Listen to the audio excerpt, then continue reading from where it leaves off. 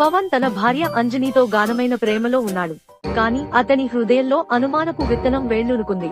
వారి ఒకప్పుడు ఆనందంగా ఉన్న వారి దాంపత్యంపై చీకటి అలుముకుంది.